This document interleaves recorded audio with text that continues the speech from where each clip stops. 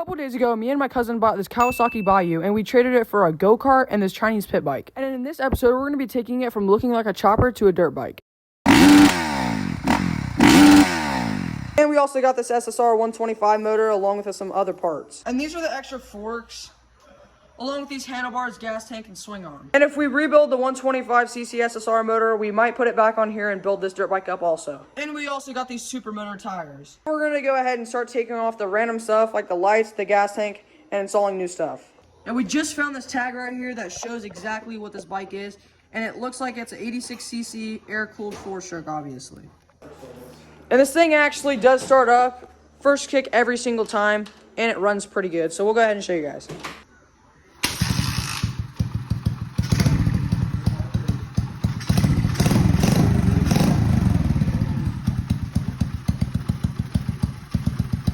And at this point in the project, we started taking off everything unnecessary so we could redo the wiring, weld, and put on new tires. And since we're running new electrical, we're just going to go ahead and snip these wires. And our plan here is to stick 2 long bolts clear down in here, line them up, and then weld around the outside of them, and maybe even replace this suspension because we're thinking it's going to be too powerful.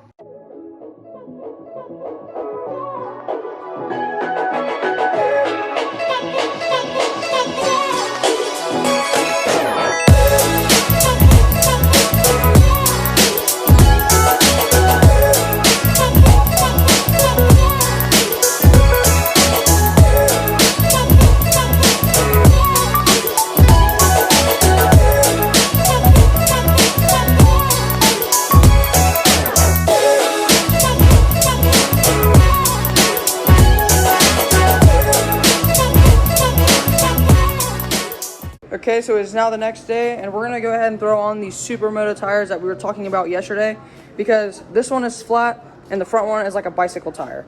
So we're just gonna go ahead and jack this up. And now we're just gonna pull this tire off. And now we have to take off this fender so we can get clearance on the tire.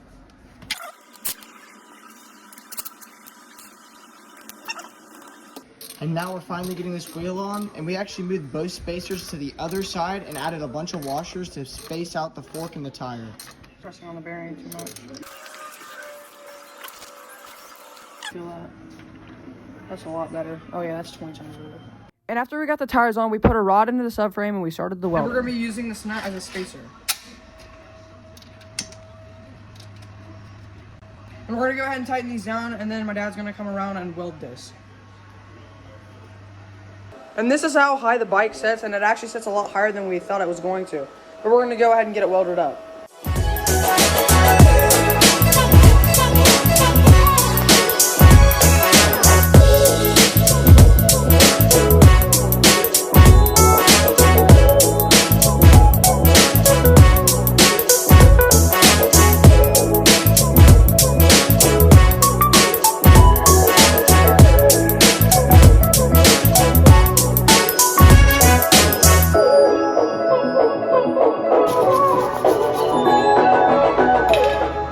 And now that the welds are done, we're gonna go ahead and ride it, and I just checked the oil.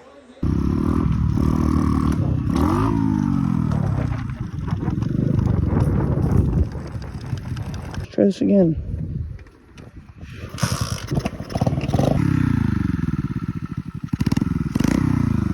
And after trying to ride, we found out that 8 inches of the chain were different sizes to the rest, so we had to remove 8 inches and install a new chain. Worked like money.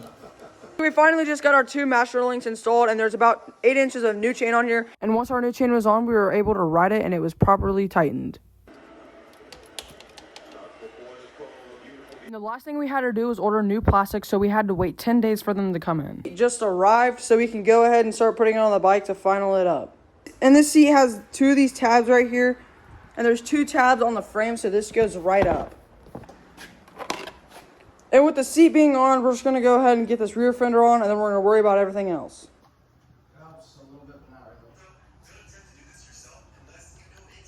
Okay, so we just got all the plastics mounted up, and everything was a direct mount up. So everything is pretty solid now, except we just found out that they sent us 2 of the exact same fairing pieces for the gas tank. So I don't know what we're going to do with that. We're probably just going to leave it and end up selling it.